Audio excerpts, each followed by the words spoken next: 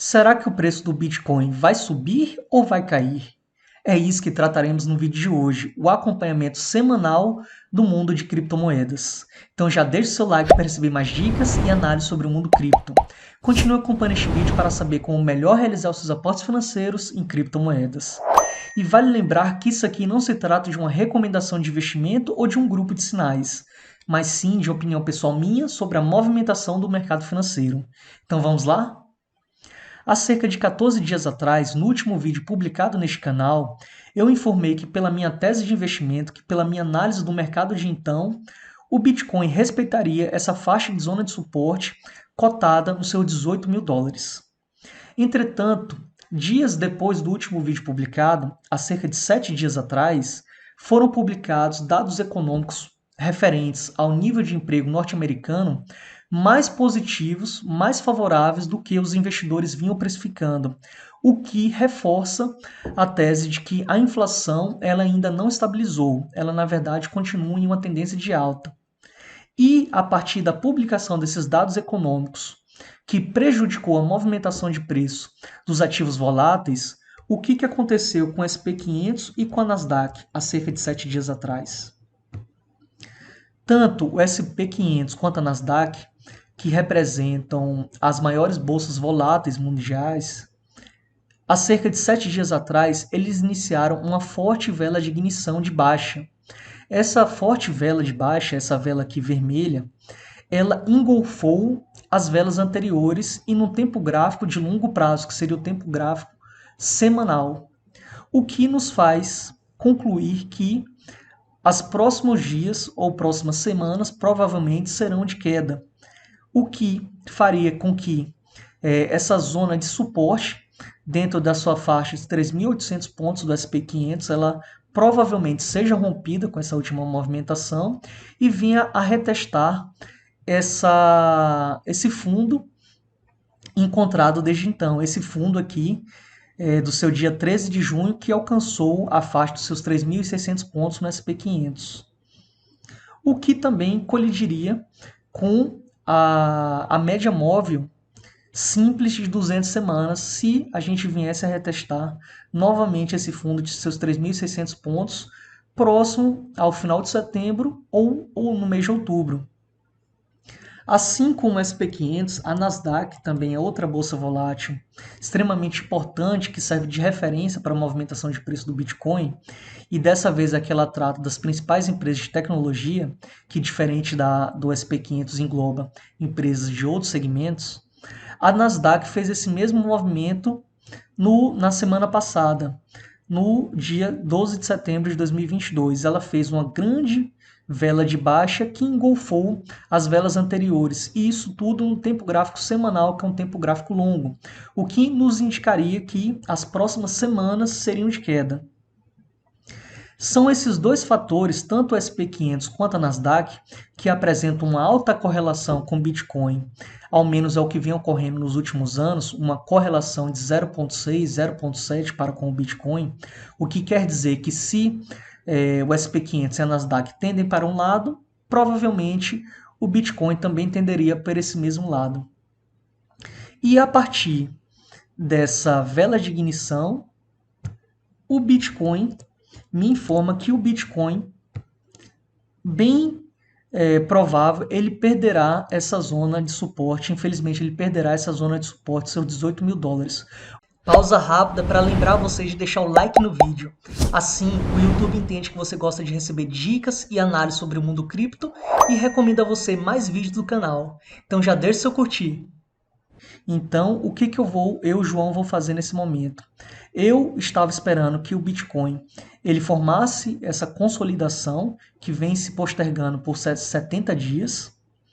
E dentro dessa faixa de lateralização, o preço do Bitcoin entrasse nessa cunha descendente para aí iniciar uma guinada de alta, uma reversão de tendência, uma movimentação, uma tendência de alta. Mas o SP500 e a Nasdaq, com a publicação desses dados econômicos, puxou o mercado para baixo, o que iniciou novamente nova reforçou essa tendência de baixa. Então, uma vez que eu apliquei esses meus investimentos aqui próximo da faixa de seus $22.000, eu vou esperar um repique até a faixa de seus 21.500 para sair dessa operação e esperar que o Bitcoin rompa essa zona de suporte até a sua próxima faixa de preço, que será negociada dentro de sua zona de 14.000 a $12.000, que seria esse segundo topo do ciclo de 2018, né, dentro dessa faixa, grande faixa de negociação aqui. E eu digo isso mais uma vez porque, primeiro ponto, o Bitcoin ele tocou não por uma, nem duas, nem três vezes essa faixa de preço, mas sim ele tocou uma, duas, três, 4 e 5 vezes essa faixa de zona de preço. O que quer dizer que quanto mais um ativo ele toca uma zona de resistência ou uma zona de suporte, maior a probabilidade de rompimento. E mesmo uma divergência no índice dólar, no ativo índice dólar, divergência essa no tempo gráfico semanal, em que a gente nota na movimentação de preço topos ascendentes, topos maiores do que os topos anteriores. Entretanto, no indicador do índice de força relativa, configuração padrão, nós notamos topos descendentes, topos menores do que os topos anteriores. E isso nos demonstra uma exaustão da força compradora, uma perda uma fraqueza dessa tendência de alta para uma futura lateralização no momento futuro e, quem sabe, uma reversão de tendência. Agora, mesmo esse indicador não muda o meu sentimento bearish, né? O meu sentimento, a minha ideia de que com essa grande barra de ignição de baixa, tanto do SP500 quanto da Nasdaq, elas reforçariam essa tendência de baixa do Bitcoin. E o que isso significa para as altcoins, as outras criptomoedas que compõem esse grande mercado, esse nicho de mercado? Para isso, a gente pode notar o gráfico da dominância do Bitcoin. A partir da análise desse gráfico e com essa nova ideia de permanência da tendência de baixa, ele me faz concluir que o Bitcoin perderá valor e as altcoins também perderão valor, porém com uma força maior, uma força de desvalorização maior do que o Bitcoin em si. Porque hoje o Bitcoin ele está próximo a essa zona de suporte da sua dominância de mercado, se encontrando com o tamanho de mercado próximo da faixa de 39% a 40%. Só que desde maio de 2021, o Bitcoin ele vem dentro desse canal lateral de consolidação, dessa consolidação do tamanho de mercado. E a partir do momento que ele se encontra numa zona de suporte, a tendência do Bitcoin seria ganhar tamanho de mercado perante as demais criptomoedas, encontrando ou metade desse canal lateral, que seria próximo às suas faixas de 44% de tamanho de mercado, ou quem sabe dentro dessa zona de resistência desse canal lateral, que seria a zona de 49% de tamanho de mercado. De uma ou de outra forma, o Bitcoin ganharia valor perante as demais criptomoedas, mas não da forma como a gente gostaria, que seria o Bitcoin ganhando mais valor do que as demais criptomoedas, mas sim o Bitcoin perdendo menos valor do que as demais criptomoedas. Se, por exemplo, o Bitcoin caísse 10%, a maior probabilidade é que as demais criptomoedas cairiam em uma desvalorização maior do que 10%, vamos dizer 15%, 20% ou a 30% ou mais. Então, é isso o que o gráfico de dominância do Bitcoin nos indica, de que ele vai aumentar o seu tamanho de mercado, porém, perdendo menos valor do que as demais criptomoedas. E aqui, para finalizar o vídeo de hoje, amanhã teremos um grande evento econômico, que seria a publicação dessa taxa de juros pelo Banco Central norte-americano. E com tudo isso que foi dito no vídeo até então, e caso eu ainda estivesse posicionado no mercado financeiro, numa operação de long, que é uma operação de compra, muito usual para investidores pessoa física que atuam no mercado spot, que é o mercado à vista, eu aproveitaria esse momento de amanhã, que é o momento de publicação da taxa de juros pelo Fed, um momento de grande volatilidade dos ativos, para me desfazer das minhas operações, sair do mercado. Porque, como foi dito até então, a grande probabilidade para o médio prazo é que o mercado derreta, que o mercado rompa essa zona de suporte e vá um pouco mais abaixo. Então, por exemplo, eu abriria esse long short ratio, que é um indicador de sentimento excelente para operações a curto prazo, e veria quantas pessoas estão apostando em alta comparado a quantas pessoas estão apostando em baixa. Porque sabemos bem que o mercado ele tem aquela velha premissa.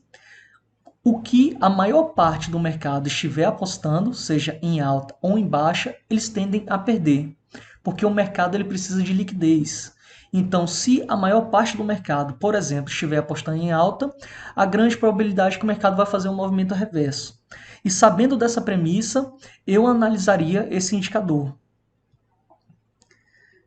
Podemos notar que, desde o dia 18 de setembro, em que o long short rate atingiu seu pico de 2,86 pessoas, que seriam 75% das pessoas apostando em alta, comparado a 25% das pessoas apenas que estão apostando em baixa, esse indicador vem diminuindo, o que nos demonstra a possibilidade de que, até a data da divulgação da taxa de juros, que seria às 15 horas do horário de Brasília, esse indicador ele aponte a possibilidade de um short squeeze, que seria uma diminuição daquelas pessoas que estão apostando em alta, e aí o movimento faça um breve repique de alta, né? Dessa tendência de baixa, ele faça uma breve correção.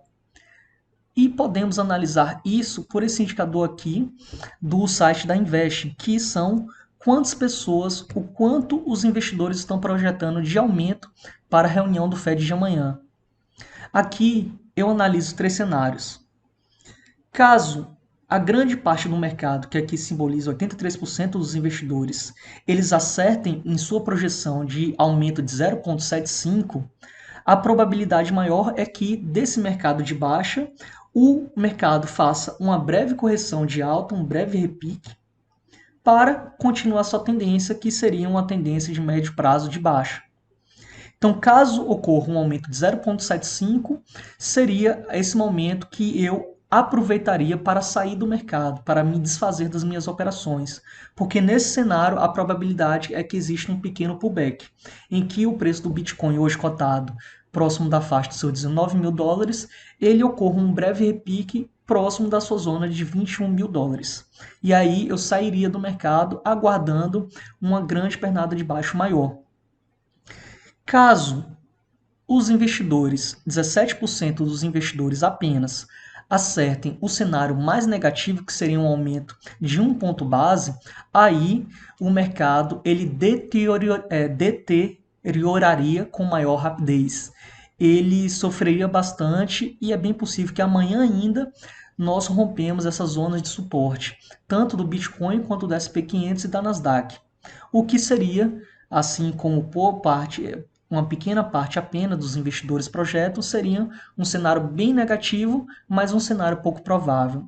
E hoje, com a divulgação dos últimos dados, nenhum dos investidores acredita num cenário positivo, que seria um cenário de um aumento de apenas 0,5 pontos base. Caso ocorresse, o mercado possivelmente entraria numa reversão de tendência. Então, desses 3 cenários, o maior provável é o 0,75, cenário esse que eu aproveitaria para sair do mercado num breve possível pullback. É claro que a gente pode estar equivocado aqui, ninguém consegue prever exatamente o que o mercado vai fazer, mas é isso que a grande parte do mercado analisa como possibilidade. Fechamos o vídeo, ficamos por aqui. E o que você achou do conteúdo?